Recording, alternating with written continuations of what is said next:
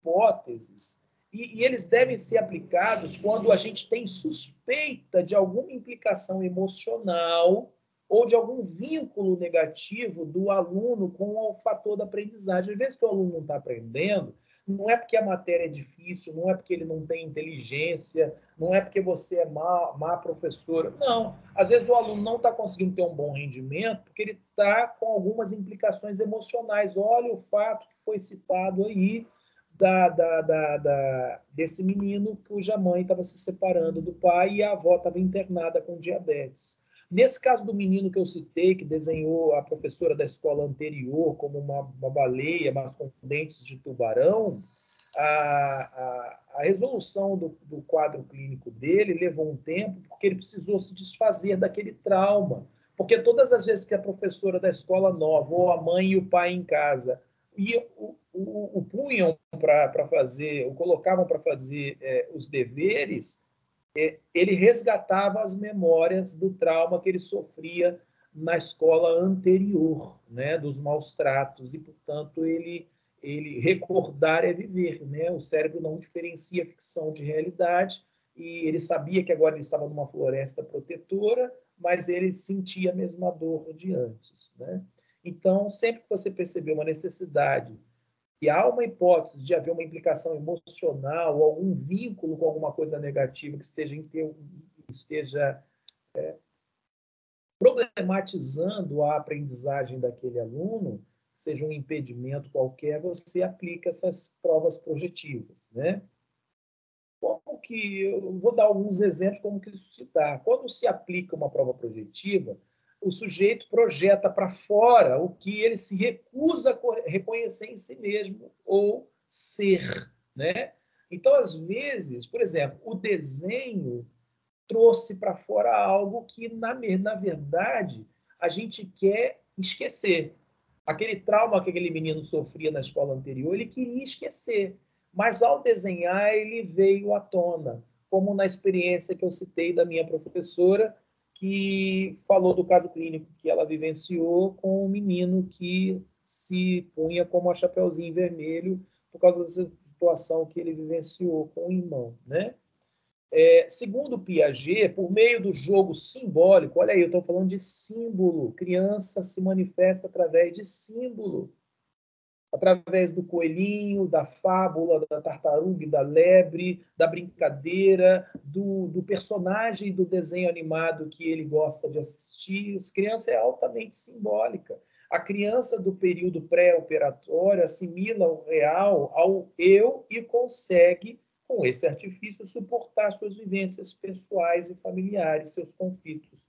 O Cury diz que bons pais ensinam, pais magníficos, pais brilhantes contam histórias. Vocês não sabem, vocês não têm noção do efeito positivo e altamente producente que é contar histórias para os alunos. Um bom professor tem que ter sempre uma ou duas histórias com sentido prático, de vida, de ensinamento, para que isso possa encantar seus alunos. Antes de ensinar a matéria, conte uma história que possa estimular os alunos para que eles desejem aquela matéria, né?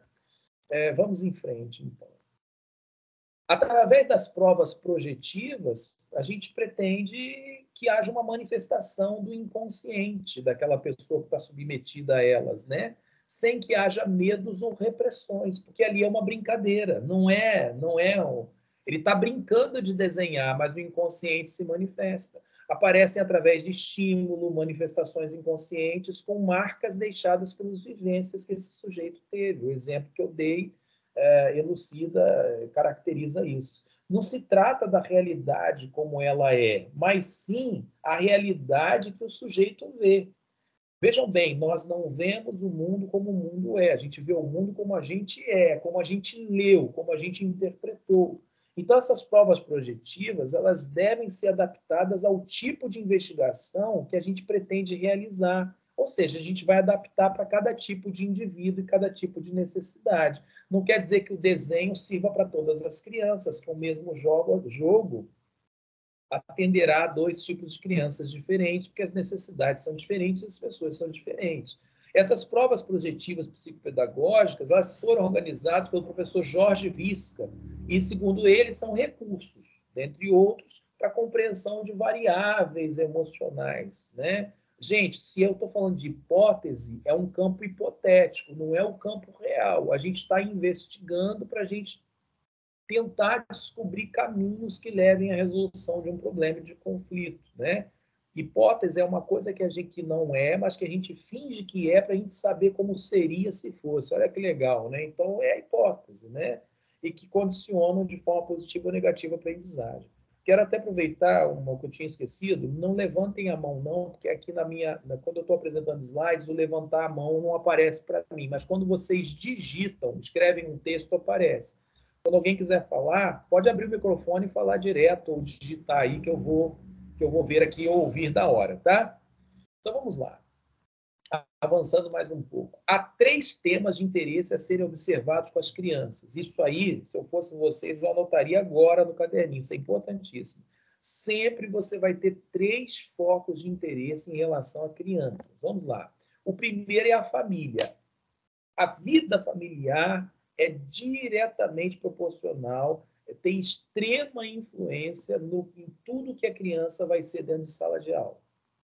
O contexto escolar também entra como um fator muito importante. Então, um bom professor, ele se antena a como é o contexto familiar da criança para ele entender a criança fora do contexto de família.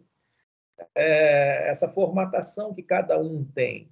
O contexto escolar também é muito importante, como a escola tem a sua liturgia diária, como a escola, liturgia que eu digo no sentido de como ela faz o acesso dos alunos, a entrada, a formação, a entrada em sala de aula, a formatura dos alunos para entrar, o lidar dos coordenadores, dos monitores, dos auxiliares, como é a rotina de troca de sala de aula, de matérias e tudo mais. Então, isso tudo faz parte do contexto escolar, de como a criança lida com esse contexto escolar. Óbvio que se o contexto escolar ele é muito antagônico ao contexto familiar, é uma criança que vai ter problema de adaptação. E também algo de que a criança goste. Então, são sempre esses 3 aspectos que você vai observar. Como é o contexto familiar, de que forma e como é e de que forma o contexto escolar ele é harmônico com o contexto familiar ou não, e do que essa criança gosta, o que a estimula, o que a faz feliz. Tenha atenção a esses 3 campos de observação. Tá? Vamos lá, o teste do par educativo. Objetiva ter informações sobre o vínculo estabelecido em relação à aprendizagem, né? Qual é o vínculo que essa criança tem com todos os mecanismos de aprendizagem que estão sendo oferecidos a ela através dos recursos didático-pedagógicos da escola, do professor, dos coleguinhas, da sala de aula, dos materiais, dos recursos e tudo mais. Como foi internalizado isso por esse aluno, né? Esse processo de aprender e como ele percebe aquele que ensina e o que aprende, né? Então, como é que o aluno percebe você? Como é que o aluno recebe a matéria? Então, esse teste visa a gente alcançar esse tipo de conhecimento, tá? Os dados obtidos vão dar condições para a gente elaborar hipóteses, não são diagnósticos propriamente ditos, não são certezas, são hipóteses, e a gente vai trabalhar no campo das hipóteses, a respeito da visão do paciente de si mesmo, dos professores e de seus companheiros de classe, até mesmo da instituição educacional. É importante a gente saber como o aluno lê, interpreta, né, os seus professores, os seus coleguinhas de classe, os mecanismos de aprendizado que são apresentados e, inclusive, a instituição. Gente, por incrível que pareça, tem criança que não aprende bem uma matéria porque não gosta da capa do livro daquela matéria. Porque as ilustrações no livro são feitas por uma técnica que essa criança não se relaciona bem com ela. Pode ter sido porque essa criança, quando menorzinha, leu uma historinha de terror num livro que tinha ilustrações semelhantes à mesma técnica usada pelo ilustrador daquele livro, do qual ela tem que aprender o ano todo ali aquela matéria. Tá? Isso tudo está no inconsciente. Então, um bom professor vai diagnosticar, identificar e corrigir isso de alguma forma. Quanto ao aspecto estritamente pedagógico, a gente pode avaliar o nível de redação da criança, de ortografia, de criatividade literária, etc.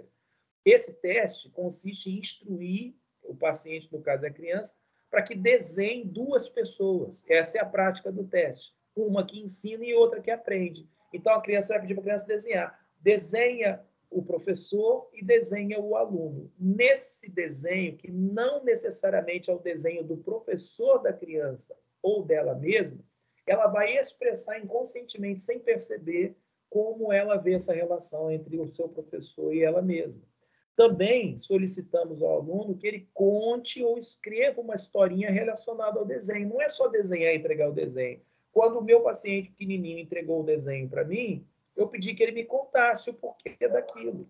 E ele foi descrevendo. Eu não fiz a pergunta, por que a baleia tem dentes assim, se baleia não tem dentes assim. E ali, através do desenho, a criança vai se expressando, né? O teste da família tem o objetivo de avaliar como se dá o relacionamento da família como um todo e também em suas diferentes partes, né? Lembra, somos frutos do meio. Antes de realizar esse teste, a gente tem que investigar qual é a visão que essa criança tem de família e como se encontra a sua. Primeiro, saber o que a criança entende sobre família. O que é família para você? O que é uma família ideal? E depois saber como é que a criança vê a sua própria família. Nos dias atuais, são muitas as variações sofridas pelas famílias que outrora eram formadas só pelo pai, pela mãe e os filhos. Hoje há junções familiares totalmente diversificadas, diferentes. Podem ser formadas por avós, mãe e filhos, ou por mãe e filhos, por filhos de pais separados que se casaram com um novo cônjuge, e assim por diante, né? Essas relações têm que ser conhecidas e esclarecidas para evitar distorção na análise do teste. Se você pede para a criança falar o que é família, mas você não conhece a conjunção familiar da criança, a tua análise ela não vai ser perfeita.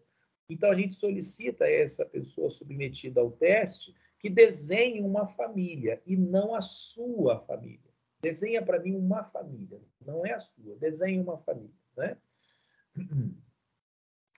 Dessa forma, liberamos esse paciente tanto no nível inconsciente, que ele não acessa, quanto no nível crítico, consciente, para falar de sua família, que pode ser representada como, na realidade, ou como um paciente idealiza. Aí tem um erro de língua portuguesa, me perdoe.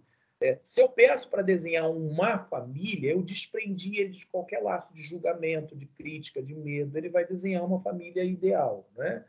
Posteriormente, a gente pede que ele dê nomes a cada um desses indivíduos que ele desenhou e que conte uma história sobre essa família. Agora, você está tirando a criança do desenho idealizado e ela está começando a nominar os indivíduos naquela família ideal que ela representou e ela vai contar uma historinha. Aí você está descobrindo o que é o anseio, o desejo, a percepção de família dessa criança. O teste livre, ele é baseado em algo que a criança goste. Aí, lembra que é em relação à família, são os 3 pontos de foco. Em relação ao ambiente educacional, que é a escola como um todo, professor, métodos, recursos, escola, instalações, coleguinhas, tudo. E também em relação a si mesmo. Aqui a gente vai avaliar em relação a si mesmo. A gente tem que se basear no que a criança gosta. Por exemplo, em terapia infantil é muito comum a gente pedir, olha, na próxima sessão você vai trazer o brinquedo que você mais gosta. E a criança vem com uma caixa de jogo, vem com videogame, vem com um bonequinho, com um carrinho. E a terapia se baseia naquele brinquedo. Por que você trouxe esse? Por que ele é o que você mais gosta? Como é que se brinca com ele? Me ensina a brincar com esse brinquedo. Quem te deu esse brinquedo? Por que ele é tão importante para você? Como é que você cuida desse brinquedo? Você obtém muitas informações através disso. Então, é baseado em algo que a criança gosta e tem como objetivo observar o que faz sentido emocional e concreto no dia a dia dessa criança. Com ele, a gente pode conhecer um pouco mais as áreas de interesse dela no contexto socioafetivo. Por exemplo, uma criança chega com um tratorzinho. Por que é esse tratorzinho? Ah, porque o meu pai ele trabalha com obra e ele é mestre de obras, então ele nunca fica em casa, ele sempre está viajando. E meu pai já está há 2 meses lá no Rio Grande do Norte. Tem um tempo que eu não vejo meu pai. Então, ele está mostrando que esse brinquedo ele mais gosta. Na verdade, não é o brinquedo. Ele está com saudade do pai. Isso faz falta. O professor pode trabalhar essas questões, né, com o aluno, vai entender melhor esse contexto do aluno, né? Por exemplo, é muito legal quando um professor ou a escola institui o dia em que as crianças vão levar os seus brinquedos. Cada uma vai escolher um brinquedo e vai levar para a sala de aula. Mas aí tem escolas ou salas de aula em que o professor só recebe as crianças com os brinquedos e dá aula normal. Não adiantou nada levar o brinquedo. Para que uma criança leva um brinquedo? Para brincar. Tem que ser um dia em que a professora vai dar uma matéria de forma mais leve, mas vai trazer os brinquedos para a brincadeira. Ela vai brincar com os alunos, vai pedir que os alunos falem sobre os seus brinquedos, que eles digam qual é a forma que eles mais gostam de brincar, quem te deu esse brinquedo, quando você ganhou esse brinquedo. Então, isso vai dando um sentido, tanto para o aluno quanto para o professor, né? Cabe ao psicopedagogo fazer as intervenções necessárias. Diagnosticou, observou, formulou hipóteses, então agora você vai fazer as intervenções, questionando a criança sobre o que ela quer dizer com aquele desenho, ou qualquer outra forma de manifestação do seu pensamento, massinha, colagem, uma série de coisas, né? Deixando para um segundo momento as interpretações. É muito importante que a gente analise a partir do significado que o aluno deu e não de acordo com o nosso olhar crítico. Uma das coisas mais significativas que eu aprendi quando fui cursar psicanálise é que é o seguinte: o nosso eu, o nosso self, tem que ficar da porta para fora do consultório. Ele não entra conosco, senão eu não analiso, eu julgo. Você, como professor, tem que deixar o teu eu do lado de fora, porque senão você não consegue entrar no eu do aluno. Educar é entrar no mundo do outro. Empatia é sentir com o coração do outro, é se colocar no lugar do outro.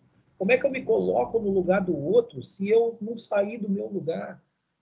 Então, é muito efetivo em comunicação aquele que consegue entender o outro lado, compreender o outro lado, mesmo que não concorde, mas compreender. Lembra a palavra mágica do início? Respeito. Eu não concordo, mas eu respeito. Eu compreendo.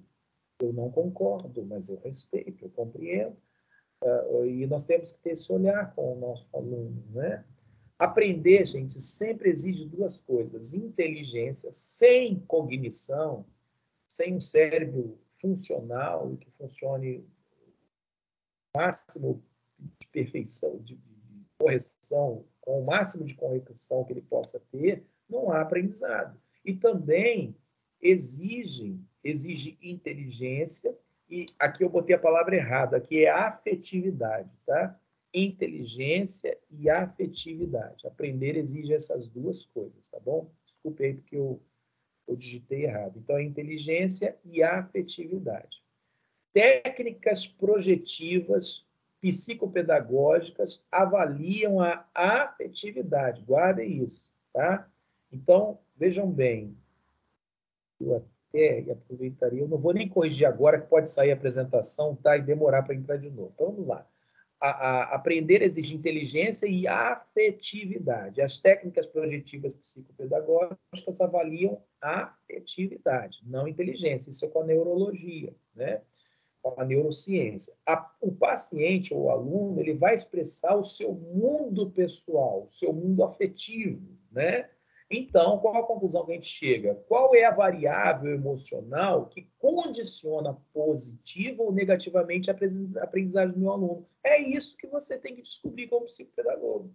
Qual é o fator emocional na vida dele, afetivo na vida dele ou dela, que condiciona a aprendizagem dele para ajudá-lo a aprender ou para evitar que ele aprenda. Esse é o segredo desse aprendizado.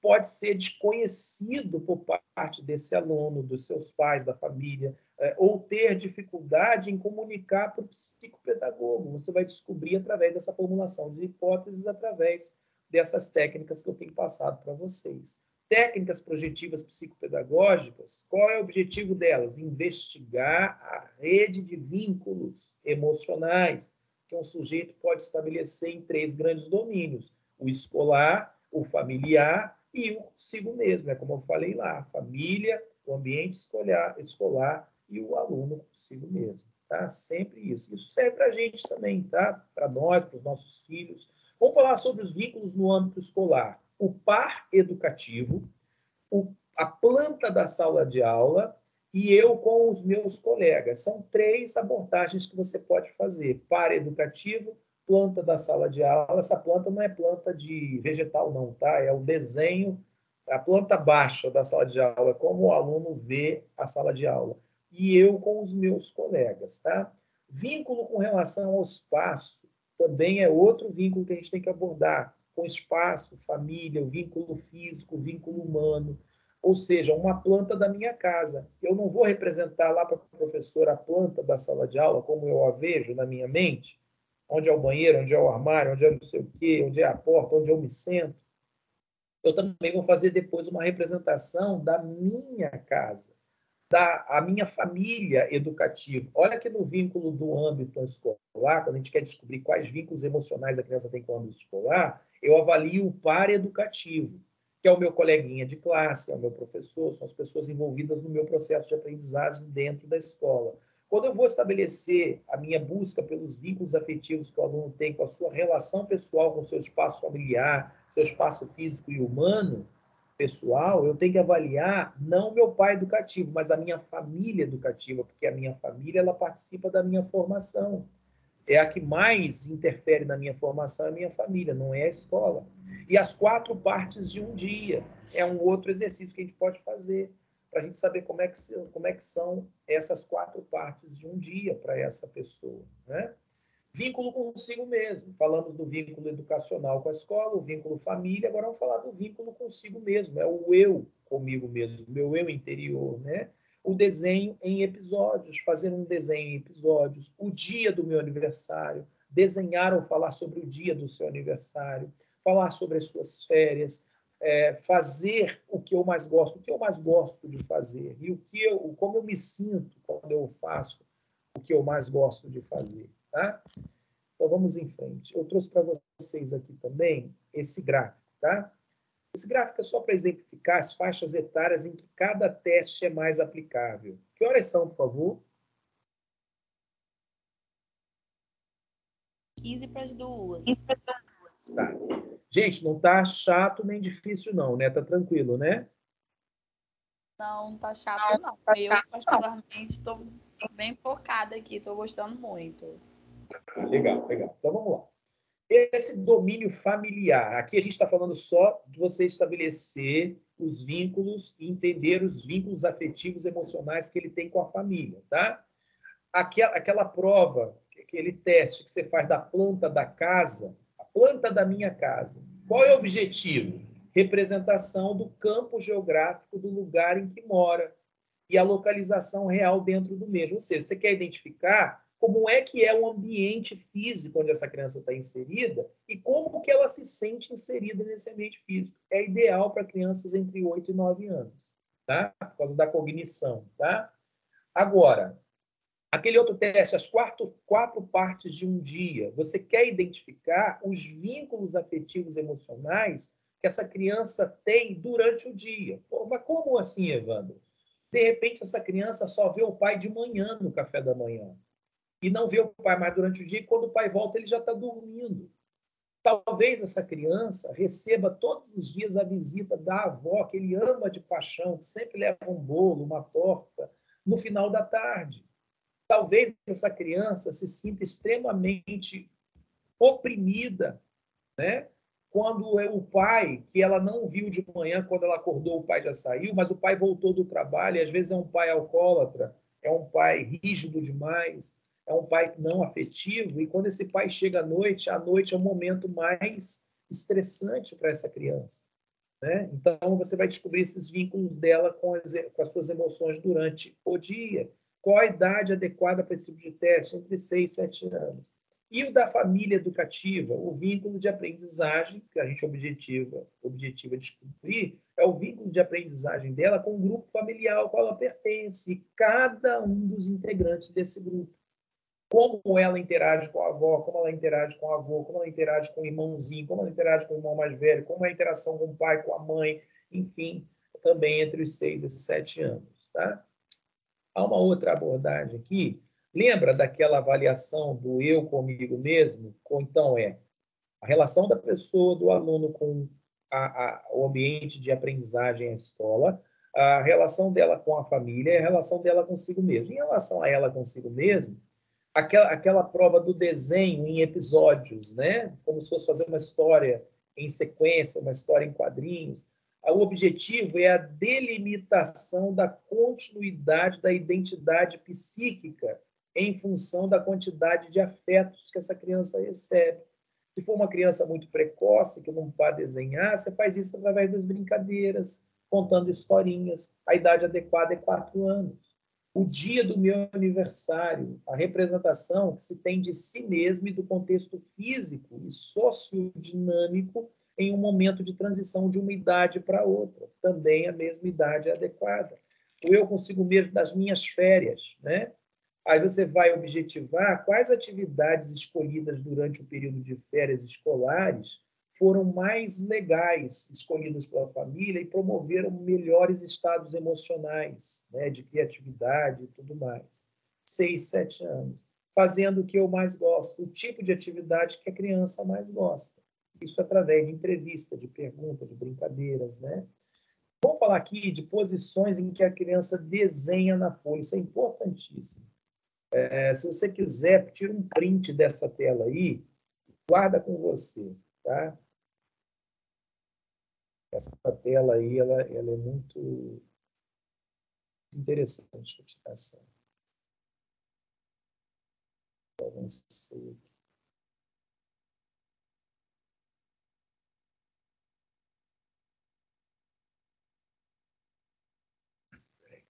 Tá aí. Quando a criança ela vai desenhar e a posição que o desenho fica no papel é uma posição no alto, o significado geral é que é uma pessoa exigente.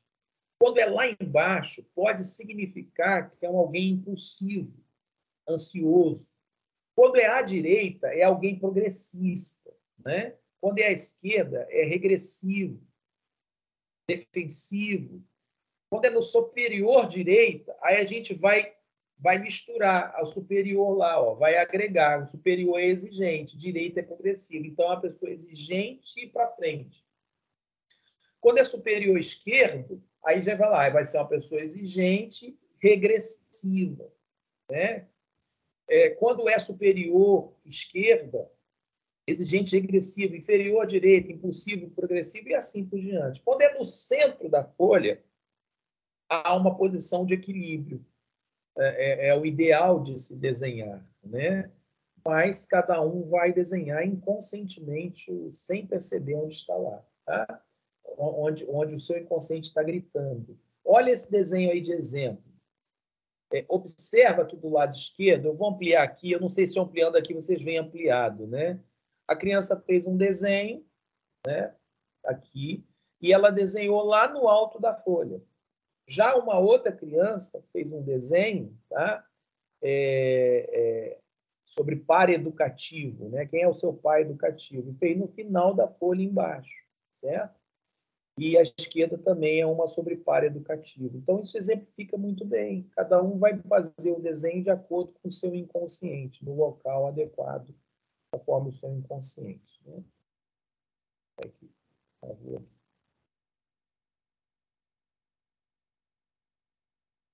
Agora, gente, para concluir, muita atenção. Muita atenção. Tá? A interpretação dessas provas deve ser realizada em função do sujeito em particular. Não adianta você fazer isso para 10 alunos e ter uma mesma métrica. Você tem que fazer individualizadamente, inclusive a tua avaliação, levando em consideração toda a história dessa criança. Não adianta você fazer esse teste e não conversar com os pais para saber um pouco do histórico dessa criança. Se é que você quer uma avaliação bem completa e concisa, né? Levar esses desenhos para os pais é importante. Não há necessidade de usar todas essas técnicas, mas sim aquelas que você considera serem as mais necessárias em função das interrogações que o psicopedagogo tenha formulado sobre aquela criança. Os indicadores e significados encontrados não implicam uma questão exaustiva. O que está querendo dizer aqui, gente? O que você detectar não quer dizer que necessariamente seja aquilo. São indicadores, são hipóteses para você trabalhar. O que você objetiva não é descobrir a causa especificamente só isso. O que você objetiva é melhorar o resultado desse aluno, né? Você sempre tem que deixar lugar para dúvida. Cada especialista pode fazer novos descobrimentos ampliando esses espectros de indicadores significativos.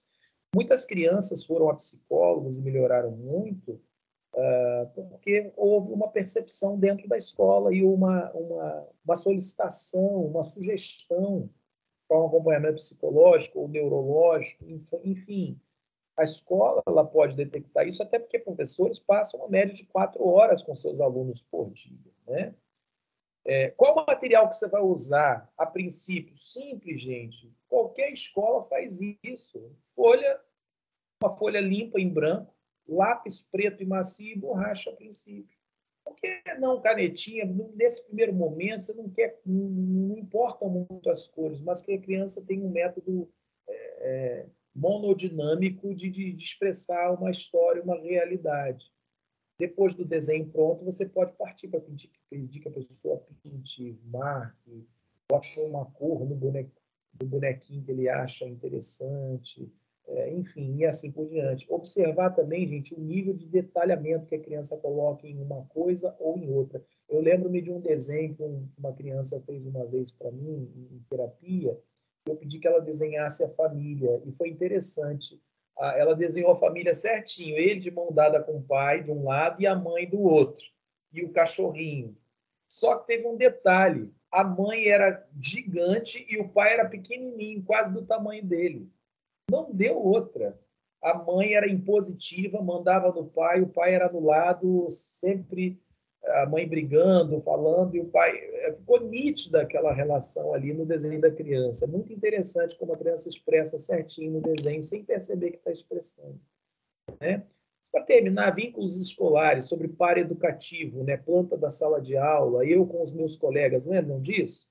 Por exemplo, no teste de par educativo, você vai perguntar isso aí, dá um print dessa tela aí, se você quiser, tá?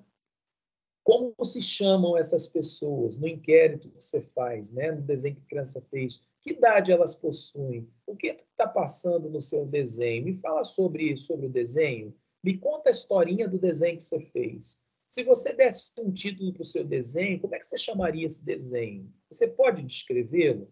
Eu gostaria que você escrevesse algo sobre o seu desenho. Aí a criança vai escrever na mesma folha algo sobre o desenho. Então, você está completando informações que agora, através do desenho, a criança consegue acessar do seu inconsciente, né, e virem à tona.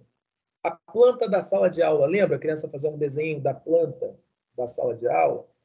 O objetivo é investigar a representação do campo geográfico da sala de aula e a sua posição real e desejada na sala. Aí você pode dizer para a criança, eu gostaria que você desenhasse a planta da sua sala de aula e como você se vê se estivesse vendo essa sala de cima. Como é que você vê essa sala de aula vendo a de cima, uma planta baixa? E como é que você se vê nela? Também é importante, né? A planta da sala de aula ainda. Aí você vai fazer algumas perguntas. Como é que é a sua sala de aula? Como são as aulas? Depois que a criança desenhou, você vai perguntar. Ah, tia, minha sala é muito legal, mas eu acho ela muito escura. Olha que informação interessante. Como são as aulas? Olha como você está indo profundo. Você pode fazer uma cruz no lugar onde você se senta? Vamos ver se essa criança se vê espacialmente ali. É você que escolhe esse lugar ou é a professora ou um grupo? Você gostaria de se sentar em outro lugar? Por quê? Mesmo que ela diga sim ou que ela diga não. Como é a sua professora? Olha que pergunta fantástica. O que mais você poderia dizer sobre ela? Aqui cabe dizer que seria legal esse teste ser aplicado por um outro professor, não por aquele que faz a entrevista né, perguntando sobre si mesmo. Quem são as pessoas que estão sentados nesses lugares? Me fale sobre eles, sobre esse coleguinha que senta na frente, o que senta atrás, o que senta do lado, né? E outras perguntas que você julgar necessário. Gente, que horas são?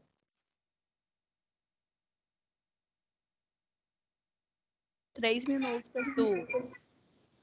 Então, pessoal, o objetivo foi cumprido. Eu queria mostrar esses exemplos aqui práticos para vocês, né?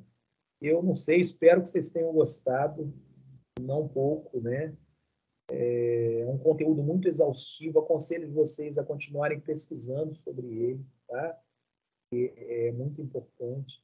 E que Deus abençoe vocês sempre, nas suas famílias, nos seus lares, também na sua ação docente, na ação docente de vocês, também os vossos ambientes de trabalho, que são as escolas, a direção, a coordenação, os professores, que a escola onde vocês atuam seja sempre um lugar de felicidade para vocês e para os alunos de vocês.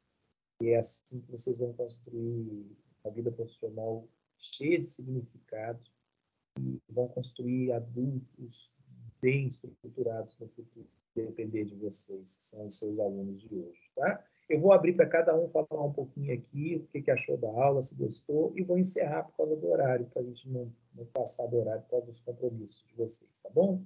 Quem quer ser a primeira a falar, por favor, dá um retorno aí agora.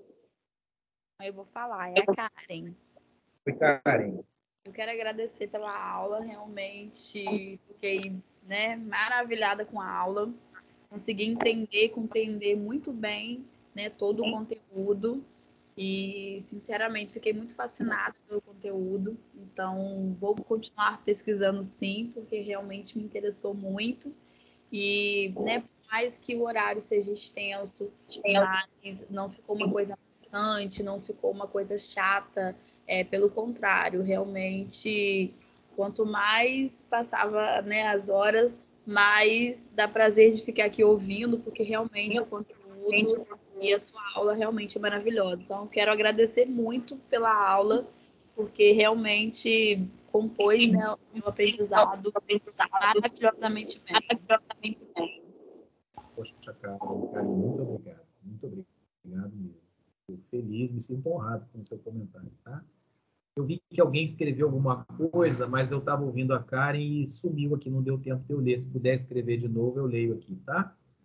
Quem é o próximo que quer falar ou escrever, por favor?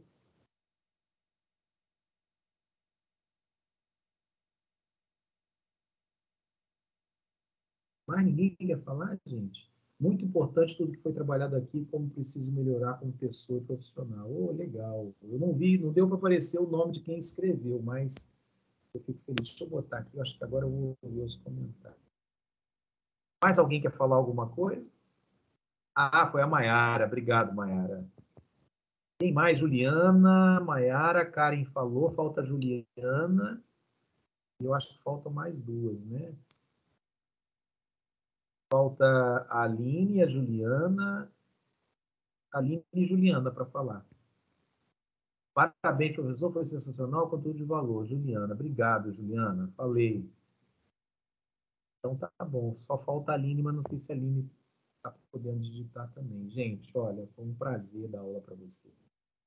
Vocês são muito legais, muito simpáticas. Aula maravilhosa, obrigado, tá? Vocês são muito simpáticas, vocês são gentis. É bom, assim, quando a gente se sente à vontade como ator. As participações foram fantásticas, assim, foram sempre colocações ou perguntas muito inteligentes. Vocês que são top, muito obrigado. Grande professor, obrigado. Grandes alunas vocês. As participações foram enriquecedoras. Eu espero que esse conteúdo acompanhe vocês por toda a vida.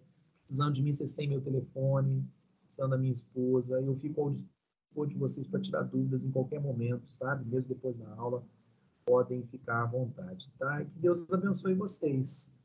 Se Deus quiser, que a gente possa ter novos encontros em novas aulas, tá? Se ninguém quiser falar mais nada, eu vou dar por encerrado então, tá bom? Podemos nos despedir? Deus os abençoe. Amém. Fiquem com Deus então, gente. Alexandre, eu não sei se o Alexandre está aí, quer falar alguma coisa? Deixa eu ver aqui, o Alexandre está conectado. Alexandre França. Alexandre, Juliana saiu. Então eu estou saindo também. Fiquem com Deus. Tchau, gente.